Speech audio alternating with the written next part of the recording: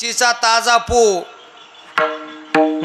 त्याला तुम्ही किती बी काड्या उघडायला लावा, अहो ते तर पेटतच नाही महाराज.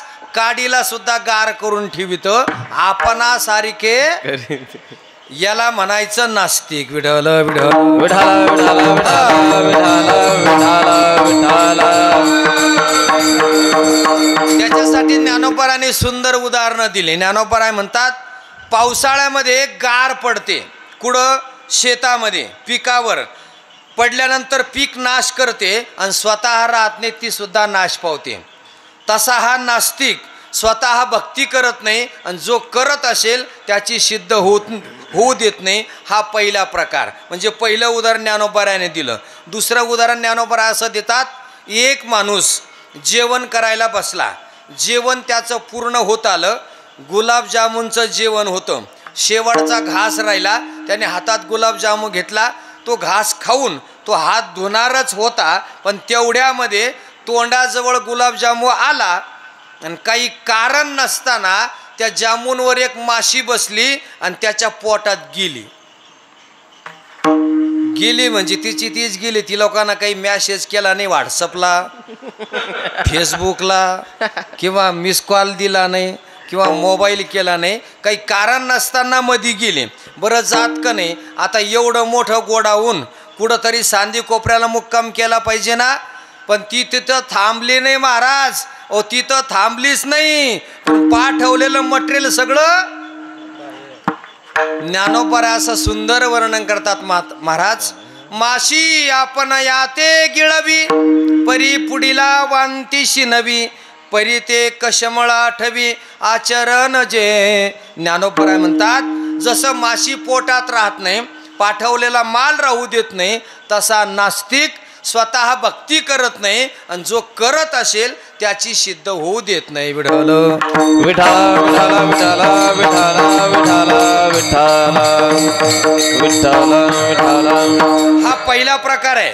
दुसरा प्रकार भक्ती करून मुक्त झाला, त्याच्याबद्दल चिंतन असं आहे, म्हणजे तो मुक्कामाला पोहोचला.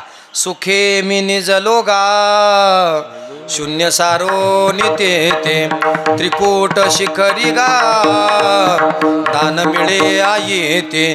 तो मुक्कामाला गेलाय, तुम्ही त्याचा विचार करू नका. पण एक समाजामध्ये असा वर्ग आहे, तो रात्रंदिवस भक्ती करतोय, परंतु त्याला मात्र अजून देवाची प्राप्ती व्हायला तयार नाही. विठ्ठल विठ्ठल विठ्ठल विठ्ठल विठ्ठल. कारण आपल्याला बघा दोघाला टाळायचंय आणि एकाचा विचार करायचा आहे. बघा तुम्हाला मी 2-3 उदाहरणं सांगतो. जो नावेमध्येच बसला नाही तुम्ही त्याचा विचार करू नका. जो नावेत बसून पलीकडच्या तीराला गेला त्याचा विचार करू नका. पण जो सकाळी 6 वाजेपासून नावेमध्ये बसला, वल्ले मारून मारून थकला, दुपारचे 12 वाजले तरी सुद्धा याची नाव हातभर पुढं सरकायला तयार नाही. करणार का विचार त्यांचा? का दुसरं उदाहरण सांगू? जाऊ द्या, दुसरं उदाहरण सांगतो. जो शाळेमध्येच जात नाही तुम्ही त्याचा विचार करू नका. जो शाळेत जातो, अभ्यास करतो, पास होतो, पुढच्या वर्गात जातो, त्याचा विचार करू नका. पण एक वर्ग असा आहे, रात्रंदिवस शाळेत जातो, अभ्यास करतो, परीक्षेला जातो, पेपर लिहितो आणि रिझल्ट आणायला गेला की फर्स्ट क्लास नापास. म्हणजे याचा अभ्यास चुकला कुठं, विचार करायचा त्याचा. तिसरं उदाहरण असं आहे, ज्याला रोग झाला नाही त्याचा विचार करू नका. ज्याला रोग झाला, डॉक्टरकडे गेला, ट्रीटमेंट घेतली, रोग बरा झाला, तुम्ही त्याचा विचार करू नका. पण जो नित्यनेमाने औषध घेतोय, पथ्य पाळतोय, तरी सुद्धा याला गुण यायला तयार नाही, मग नेमकं याची ट्रीटमेंट चुकली कुठं? कारण विचार केल्यानंतर काय होत राहतं, म्हणजे त्याच्यातून मार्ग सापडत असतो. काय झालं माहिती का? असा सप्ताह चालू होता आणि सप्ताह चालू असताना रात्रीचं भजन झालं आणि 4 जण म्हणे आपण एक काम करू. काय काम करू? तिकडं जाऊ म्हटले पलीकडच्या थडीला. आणि म्हणून चंद्रभागेच्या काठावर आले तर तिथं फक्त नाव बांधलेली होती, नावाडे अजिबात नाही. ते म्हणले नकाक नसत नाही, नावडी नाव तर आहे ना, चला बसा नावीमध्ये. 2 जण ड्रायव्हर आणि 2 जण किन्नर. दोघं जण पुढं बसले आणि वल्ले मारायला सुरुवात केली. रात्री 12 वाजता नावेत बसले महाराज. 2, 2:30, 3 वाजले. पुढचे थकले, ते म्हणले आता तुम्ही पुढे या, आम्ही मागं बसतो. मागचे पुढे गेले, त्यांनी वल्ले मारले. सकाळचे 6 वाजले तरी सुद्धा यांची नाव पलीकडच्या तीराला जायला तयार नाही. आणि मग सकाळी जेव्हा उजाड पडला तर एकाचं लक्ष पुढं गेलं. तो म्हणे अरे पलीकडची थडी दिसू राहिली, आता जवळ राहिलं, चला थोडं थोडं मारा. तेवढ्यामध्ये एक जण म्हणे अरे पुढचं नंतर पाय, पण माग पाय ना, नाव किती लांब आली तो.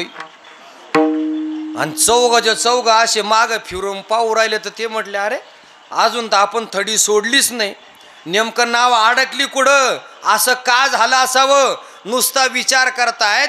आणि तेवढ्यामध्ये त्या नावेचा मालक आला. ते म्हणे का रे कुठले तुम्ही? ते म्हणे आम्ही कन्नड तालुक्यातले. म्हणे मग काय करू राहिले? म्हणे आम्हाला पलीकडच्या थडीला जायचं, आम्ही 12 वाजेपासून वल्ले मारतोय पण नाव पुढं सरकायला तयार नाही. तो म्हणे बावळटांनो, मी घरी गेलो तेव्हा त्या नावीला दोर मी असा खुट्याला बांधून ठेवलाय, तुम्ही दोर सोडलाच नाही तर नाव पुढं जाईन कशी? लक्षात येतं ना तुमच्या? बरं जाऊ द्या, अजून दुसरं उदाहरण सांगतो. मालेगावला एक माझा मित्र आहे. मागच्या 3 वर्षापूर्वी त्याच्याकडे गेलो महाराज. आणि त्याचा मुलगा माझ्याजवळ आल्यानंतर जाता जाता तो म्हणे महाराज 10 रुपये द्या ना आईस्क्रीम खायला. म्हटलं 10 रुपये देतो तुला, पण तू कितवीला आहे? तो म्हणे मी 7वीला आहे. म्हणलं बरं बरं, हे 10 रुपये घे. म्हटलं चांगला अभ्यास कर, पुढच्या वेळेस आलो तर तुझा अभ्यास घेईन. तो म्हणे चालन. आणि मग त्यांनी 10 रुपये घेतले, मी आलो निघून. मग 2-3 वर्ष तिकडं जाण्याचा योगच नाही आला. 3 वर्षानंतर पुन्हा योग आला, त्याच्याकडे गेलो, मुलगा पुन्हा आला. तो म्हणे महाराज आता 10 रुपये जमणार नाही, 50 रुपये पाहिजे. त्याला म्हणलं 50 देतो, पण तू आता कितवीला गेलं ते सांग. तो म्हणे मी 7वीलाच आहे अजून, 3 वर्षापासून. त्याला म्हणलं का रे यार, तुझ्या बरोबरचे पोरं कोणी 10वीला गेलं, कोणी 9वीला गेलं, आणि तू कस काय 7वीला? तो म्हणे महाराज माझे मित्र पुढच्या वर्गात गेल्यापासून त्यांचं फार नुकसान झालं. मग त्याला म्हणलं तो फायदा? तो म्हणे त्यांचं नुकसान झालं का बरं? जे पुढच्या वर्गात गेले त्यांची खिचडी बंद झाली, पठ्ठ्याची अजून चालू आहे. आता काय खिचडी खायला शाळेत जायचं राहतं का? नाही का? म्हणजे कधी कधी विचार केल्यानंतर त्याच्यातून मार्ग सापडत असतो ना. तसं समाजामध्ये एक वर्ग असा आहे महाराज. तुम्ही काही लोक बघा, सकाळी काकड्याला हजर, पारायणाला हजर, पुन्हा गाथा भजन, रामायण, प्रवचन, हरिपाठ, कीर्तन, पुन्हा जागर आणि पुन्हा काकडा. ऐसा खंड भजन करी उगान राहे क्षण भरी. रात्रंदिवस त्याची भक्ती चालली आहे, पण देवाची प्राप्ती व्हायला तयार नाही. अशी भक्ती करून प्राप्ती बिनमुख असलेल्या भाविकांकडं जगद्गुरु तुकाराम महाराजांचं लक्ष गेलं. म्हटले का रे, तुम्ही भक्ती करताय आणि खुशाल चिंतेमध्ये राहतायत, तुमच्या चेहऱ्यावर तेज दिसत नाही. भक्ती करतात, मग नेमकी भक्ती कुणाची करतात? मग ज्या ज्या देवदेवतांची भक्ती हे करत होते ना, त्या देवदेवतांची यादी त्यांनी महाराजाला सांगायला सुरुवात केली. पहिला उठला तो म्हणे आई भवानी थोर जाणूनी तुझ म्या उपाशी लेवो. हाती परडी घेऊन तिने मज भिकेशी लाविले हो. खुळा पांगुळा करून आपल्या पदी बैसविले हो. हो उदो आस्तुचे भरे गरगरा फिरे भूत भावरे. तो मज व्यर्थशी न वाटला, व्यर्थशी न वाटला. हा फुलवरा बांधिला तुझ म्या फुलवरा बांधिला. फुलवरा बांधिला तुझ म्या फुलवरा बांधिला. बांधिला तुझ म्या फुलवरा बांधिला. फुलवरा बांधिला तुझ म्या फुलवरा बांधिला. सगळे ज्या ज्या देवदेवतांची भक्ती करत होते ना, मग त्यांचं त्यांनी सांगायला सुरुवात केली.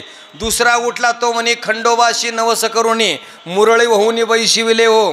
तिसरा उठला, माझ्या घरी भैरव पावना येऊनी बैसविला हो. शेवटी त्यांनी आम्हाला काही दिलंच नाही, उलट आमच्याकडूनच अपेक्षा केली. आपुल्या इच्छा आणि का पिढी. कारण जे असणारे देव आहेत ना ते दुसऱ्याला काही देत नाही, उलट भक्ताकडून अपेक्षा करतात की आम्हाला काहीतरी तुमच्याकडून पाहिजे. याचा अर्थ असा आहे की देव अपूर्ण आणि भक्ती करणारे भक्त सुद्धा अपूर्ण. विठ्ठल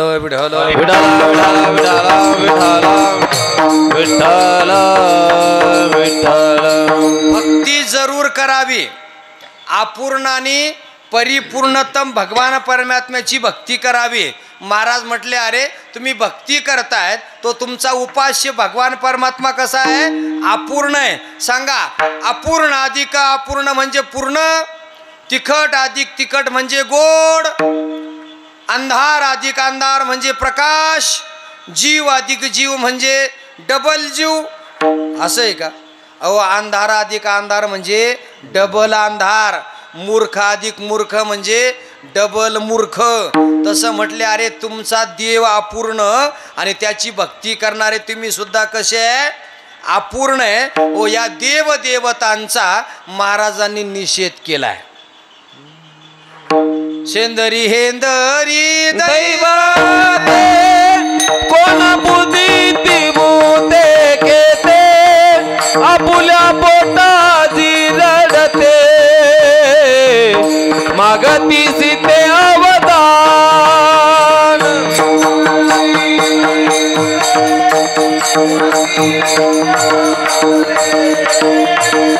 आपुल्या पोटा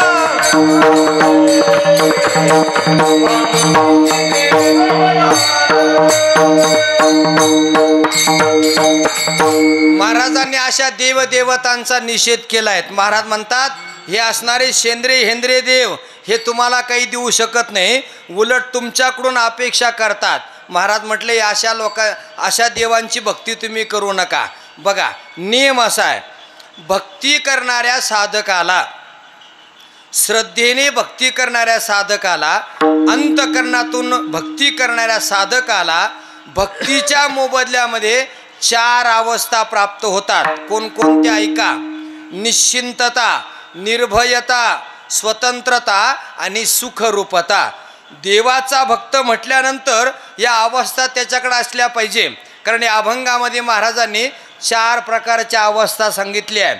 मनवुनी चिंता नाही आम्हादासा, निश्चिंतता न भिवो गर्भवासा, जन्म घेता निर्भयता, आपुल्या इच्छा करू गदारोळ, स्वतंत्रता आणि भोगू सर्व काळ, सुखरूपता म्हणजे सुखरूपता. अशा पद्धतीने देवाचा भक्त म्हटल्यानंतर तो निश्चिंत असला पाहिजे, निर्भय असला पाहिजे, स्वतंत्र असला पाहिजे आणि सुखमय त्याचं जीवन असलं पाहिजे. महाराज म्हटले, का रे तुम्ही भक्ती करतायत आणि तुमच्या चेहऱ्यावर तेज नाही? त्यावेळेला मग एक जण चांगला ऐकणारा होता, तो म्हणे, महाराज आमचा देव शेंदाऱ्या हेंदाऱ्या बराड्या आमका तमका धमका. ठीक आहे, पण तुमचा देव कसा आहे पहिले ते सांगा ना आम्हाला. कारण याला शास्त्राच्या परिभाषेमध्ये काय म्हणतात? खंडन आणि मंडन. तुम्ही कोणाचंही मत खंडन करू शकतात, पण मंडनाचं ज्ञान असणं गरजेचं आहे. कारण आद्य गुरु शंकराचार्य मत खंडन करण्यामध्ये तरबेज होते, म्हणून तर ते मंडन मिश्र पंडिताचं मत खंडन करू शकले. कुमारील भट्ट हे मत खंडन करण्यामध्ये पटाईत होते, म्हणून तर ते नास्तिकाचं मत खंडन करू शकले. तसं तुम्ही कोणाचंही मत खंडन करू शकतात, पण मंडनाचं ज्ञान असणं गरजेचं आहे. मग व्यवहार असो की परमार्थ असो. कस काय? ऐका. उदाहरणार्थ आपले महाराज श्रीखंडे महाराज आहे. आता एवढा मोठा समाज, एवढ्या मोठ्या समाजामध्ये जर मी महाराजांना आता बोललो की महाराज मगाशी चाल वाजवत असताना तुम्ही जो मुखडा वाजला ना, तो मुखडा तुमचा तालात बसला नाही, म्हणजे एवढा मोठा अपमान महाराजांचा समाजामध्ये मी केला. पण महाराज सर्वज्ञ असल्यामुळं काहीच बोलले नाही. कीर्तन संपलं आणि मग मला म्हणे, ओ महाराज इकडे या. मला जवळ बोलवलं. मला म्हणे तुम्ही मगाशी म्हटले तुम्हाला मुखडा जमला नाही. ठीक आहे, चुकू शकतं, माणूस चुकीचा पुतळा आहे. पण एक काम करा, काय, जिथं चुकलं तिथं जरा वाजवून दाखवा. मी म्हणलं हे आपल्याला का आज काय येतं. मग गुपचीक कीर्तन कर. कारण जे चाललंय ना ते बरोबर चाललंय महाराज. कारण मुखडा वाजवत असताना ताल किती मात्र्याचा आहे तो बरोबर म्हणणाऱ्याच्या टाळीमध्ये बसला पाहिजे. एवढं सोपं नाही महाराज. कारण जे करतं त्याला माहीत राहतं नाही का. म्हणजे व्यवहार असो की परमार्थ असो. तुम्हाला व्यवहार सांगू का, नुसती कल्पना करा. सकाळी सकाळी एक माणूस उठला, शहरामध्ये दूध विकायला गेला. 12 वाजेपर्यंत दूध विकलं. सायकल चालवीत चालवीत घरी आला. 1 वाजला. सोमवारचा दिवस, उपवास सोडायचा. आणि त्याच्या पत्नीने सुंदर स्वयंपाक केला. त्याने हातपाय धुतले आणि जेवायला बसला. आता तिची पत्नी समोर बसली. तिला वाटलं आपल्या हातानं वाढू, आपल्या हातची भाजी खाईल आणि तेवढंच बरं बरं म्हणून दुसरं आहे तरी काय नाही का. म्हणून ती प्रेमानं अशी समोर बसली. आणि बसल्यानंतर हे जेवायला बसलं. पण महाराज यांना पहिलाच घास घेतला. एकदम कडूमुडू तोंड केलं. कारण हे बाहेर जेवणारे होतं जरा डाबे डुबे. त्यांना भाजी कुठे घरची आवडते त्याला. त्यानं वाकडं तिकडं तोंड केलं आणि जमली नाही म्हटली भाजी आज. बाई तर नाराज झाली. दुसरा घास घेतला. म्हटले भाजी आज पूर्णपणे बिघडली. बाई पुन्हा नाराज झाली. एवढ्यावर न थांबता त्याने तिसरा घास घेतला. म्हणे भाजी आज पूर्ण बिघडली, अजिबात भाजी जमली नाही. आणि मग बाईचं टेम्परेचर वाढलं. 90 वर काटा गेला महाराज. अजून तुम्हाला अनुभव नाही, येईन हळूहळू. 90 वर काटा गेला, 90 वर. आणि मग असा राग आला महाराजची. तडा तडा उठली, किचनमध्ये गेली. भाजीचं पातेलं उचललं, याच्या पुढं आणून आदळलं. याला म्हणे एकदा नाही, दोनदा नाही, 3दा म्हटले भाजी जमली नाही, भाजी जमली नाही, जरा करून दाखवता का. तर म्हणे हे आपल्याला का असं काय येतं, मग गुपचित खाय. नाही का. परमार्थ असू द्या का व्यवहार असू द्या. कारण हे जे महाराज मी कशा करता सांगतोय, जमली नाही हे झालं खंडन. पण ती म्हणती करून दाखवा म्हणजे मंडन करा. तसं या ठिकाणी असणारे साधक मंडळी महाराजांना म्हणता, महाराज आमचा देव शेंद्र्या हेंद्र्या बराड्या अमका तमका धमका, पण तुमचा देव कसा आहे. महाराज म्हटले आमचा देव, अरे तुमचा देव अपूर्ण आहे पण आमचा देव पूर्ण आहे. नुसता पूर्ण नाही तर कसा आहे, परिपूर्णतम साक्षात श्रीकृष्ण नान्यवहीन एक कार्यार्थ समागत्यम कोटी कार्यान चकार. महाराज म्हणतात की भगवान परमात्मा नुसता पूर्ण नाही तर परिपूर्णतम आहे. परिपूर्णतम म्हणजे नेमकं काय, तर एका कामा करता येतो आणि अनेक कामं करतो, याला म्हणतात परिपूर्णतम. विठ्ठल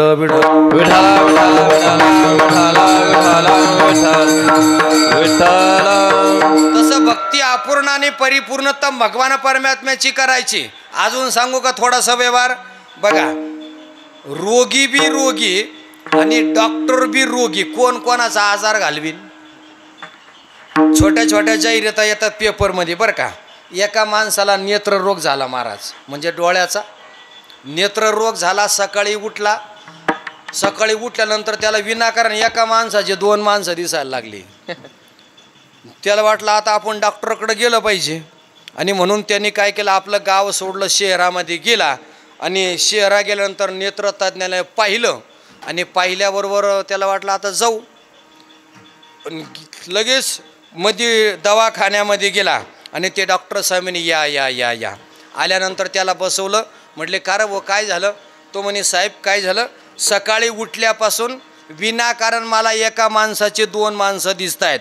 सकाळी बाया माणसं चहाचा कप घेऊन आली तर मला 2 बाया दिसायला लागल्या.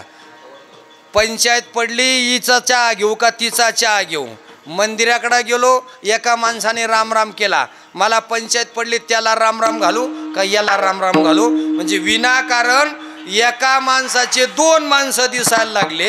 मग त्याला डॉक्टर म्हणे का रे, तुला जर एकाचे 2 दिसत या, मग तुम्ही 4 कायला आले. आता हे काय झालं, अहो डॉक्टर पेशंटच्या पुढं म्हणजे पेशंटला 2 तर डॉक्टरला 4. आता कोण कोणाचा रोग घालीन तसं इथं देव अपूर्ण आणि त्याची भक्ती करणारे साधक सुद्धा अपूर्ण. मग यांना भक्ती करून प्राप्ती देवाची होणार नाही. तसं महाराज म्हटले मी सांगू का आमचा देव कसा आहे.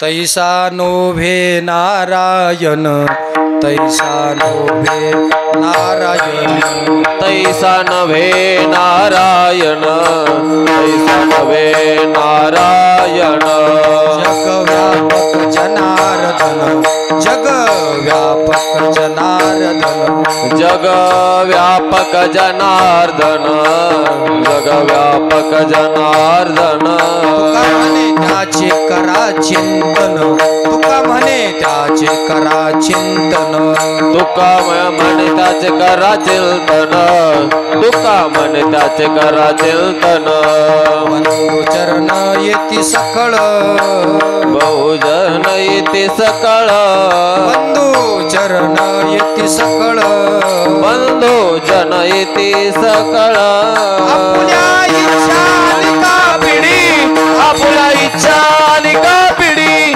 आपुला इच्छा निका पिढी आपुला इच्छा निका पिढी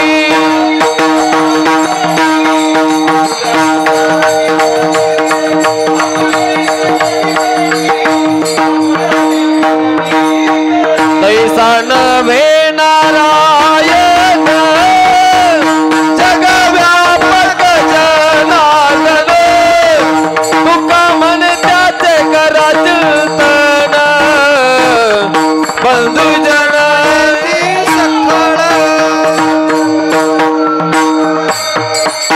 महाराज म्हणले तैसा नोभे नारायण तुमच्या देवासारखा आमचा देव नाही. अहो आमचा देव परिपूर्णतम आहे. कारण भगवान परमात्म्याने कृष्ण अवतारामध्ये किती लीला केल्या किती खोड्या केल्या गाडीभर. अहो त्या मला सांगणं सुद्धा शक्य नाही. तुम्ही म्हणाल मग तो या पाठ नसन कारण मी सांगूस तर तुम्ही बीड बसले पाहिजे ना. ते काही एक कटकट आहे का त्याच्यामध्ये म्हणजे सगळ्या सांगायला मला माहिती नाही आणि सगळ्या सांगूस तर तुम्ही इथं बसणार नाही. म्हणजे एवढ्या खोड्या केल्या किती खोड्या केल्या माहिती का देवाने. अहो इतक्या खोड्या केल्या महाराज भरपूर खोड्या केल्या. त्याच्या खोड्या सांगत असताना सगळ्या गवळणी कुठं आल्या यशोदेकडे आल्या आणि यशोदाला म्हणे यशोदा मैया तुझा कृष्ण इतक्या खोड्या करतोय. त्यावेळेला यशोदा मैया म्हणे असं करा एकीनं सांगा. मग एक जणीन पुढं आली दुसरी आली धावत याने ग बाई काय केली मात मुखाशी मुख चुंबन देत गळ्यामध्ये हात घालीत धरू जाता सापडेना यशोदे बाळ तुझा ताना कोठवरी सोसुगे निघाला. तिसरी आली धावून याने ग बाई काय केली करणी झालं नाही. तिसरी आली धावून याने ग बाई काय केली करणी पतीची दाढी माझी वेणी दोन्हीची गाठ बांधूनी गाठबाई कोणाशी सुटेना. शेवटी मात्र एक गवळण आली आणि मग म्हणे यशोदे हा असलेला तुझा कृष्ण याच्या खोड्या किती सांगू. लाडका कानाबाई तुझा तुला गोड वाटे याच्या खोड्या सांगू किती महिपत्र सिंधू आटे. लाडका कानाबाई तुझा तुला गोड वाटे लाडका कानाबाई तुझा तुला गोड वाटे. ती गवळणी यशोदा मातेला म्हणते मैया याच्या खोड्या सांगू किती. हे सांगत असताना शिव महिमा स्तोत्रामध्ये सुंदर चिंतन आहे. स्वामी असं बोलतात आशितगिरी समंशात कंजलम सिंधु पात्रे सुरतरवर शाखा लेखनी पत्र मुर्वी लिखिता यदि ग्रहीत्वा शारदा सर्वकालम तदपितव गुणानामीशम पारम न याती. शिव महिमामध्ये असं वर्णन आलेलं आहे, समुद्राची शाई केली, पृथ्वीचा कागद केला, मेरू पर्वताची लेखणी केली आणि अंगणवाडीची मास्तरीण लिहायला बसवली. असं आहे का? अहो शारदा सर्व कालम म्हणजे विद्येची देवता सरस्वती माता जरी लिहायला बसवली, याच्या खोड्या सांगू किती. महिपत्र सिंधू वाटे म्हणजे हा परिपूर्णतम असलेला भगवान परमात्मा आहे आणि आम्ही त्याचे काय आहोत? उपासक आहोत. वेद जया गाती श्रुती म्हणती नीती नीती म्हणजे वेदाने ज्याचं गायन करावं असं आमचं उपास्य आहे. आणि मग ऐकणाराच्या ध्यानात आलं, ते म्हणले महाराज आतापर्यंत आम्ही केलेली भक्ती वाया गेली, आता आमची तुम्हाला अशी विनंती आहे, तुम्ही जे देवाचं चिंतन सांगितलं ना, याच्या व्यतिरिक्त त्याचे काही अजून विशेष गुण आहे का? जर विशेष गुण असेल तर ते वर्णन करून सांगा. आणि ते विशेष गुण महाराज प्रस्तुतच्या अभंगाच्या प्रथम चरणात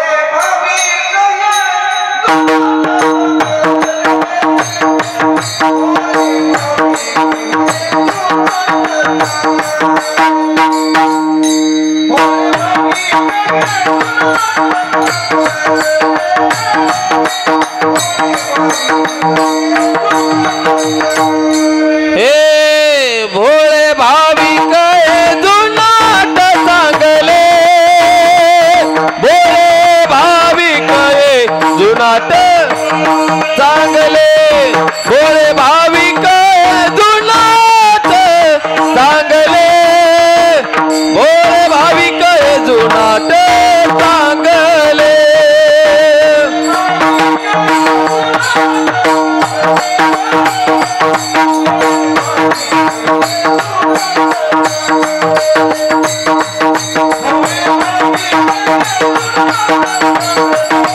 सांगले हे भोळे भाविक जुनाट सांगले, भोळे भाविक जुनाट, भोळे भाविक जुनाट सांगले, भोळे भाविक जुनाट सांगले.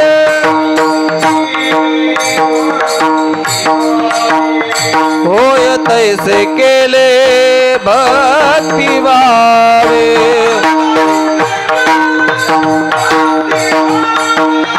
होय तैसे केले भक्ती भावे.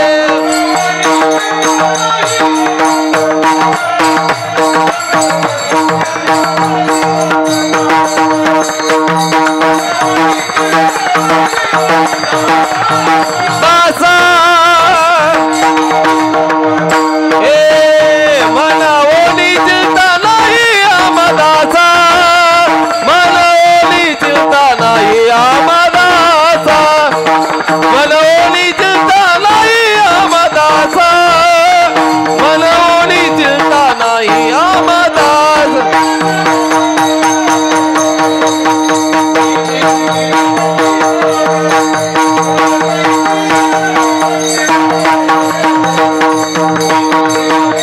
भाविक जुनाट सांगले, होय तैसे केले भक्ती भावे, होय तैसे केले भक्ती भावे, होय तैसे केले भक्ती भावे. वा वा वा, छान छान. कारण मी नेहमी सांगत असतो बरं का, गांधारीच्या गबाळापेक्षा कुंतीचे बरे आहे नाही का. भरपूर झाले 5 आपल्याला, कसे 100 बडकर 1 आहे महाराज. कारण एका चरणाला डबल चाल लावून चालूमध्ये सोपं काम नाही आहे महाराज नाही का. त्याच्यासाठी घासावं लागत भाऊ. सोपं काम नाही ते, आमचे महाराजाचे शब्द आहे ते. असतो आपली वेळ संपुष्टात आली, अगदी 5 मिनिटामध्ये सेवेला पूर्णविराम. सर्वांनी एकदा मोठ्या प्रेमाने भगवान परमात्म्याचं भजन करायचं. ज्यांना ज्यांना हात असेल त्यांनी आपापले हात वर करा. ज्याचे त्याचेच करा बरं का. नाही पोरं लई कलमी राहत्या, म्हाताऱ्याच्या हात वर करते. त्याच्याकडे काही जास्त पोरं नाही म्हणा, पण मग करा. राहू द्या, घडी भरलं येतो मी दूध घेऊन आता.